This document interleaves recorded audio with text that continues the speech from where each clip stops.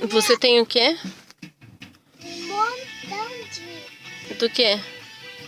músicas dele. De quem? Trap. Ah, você gosta das músicas do seu tio Etli? E que música que é essa que tá tocando? A música dele? De quem que é essa música? Ah, é de quem? O trap. Posso mudar?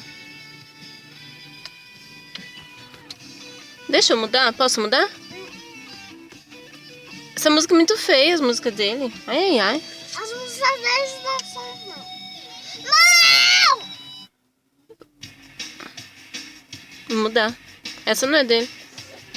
Para! Não tá mais tirando músicas dele. Eu vou mudar essa música dele. É muito feia essa música dele. Não, não! Aí. Não é não. De quem que é essa música? O trap. É feia demais essa música. Não, não! Ai, ai, credo. Deixa eu mudar. Não! De quem que é essa música? O trap.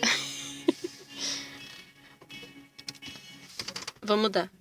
Não!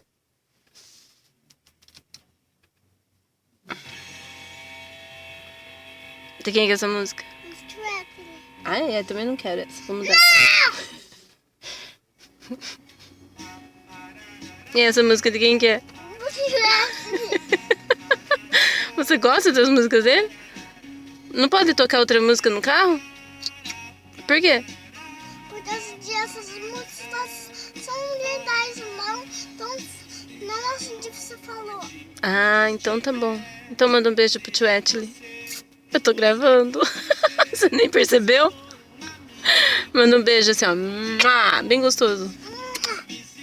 Você ama tio Etli? Amo. Muito? Quanto?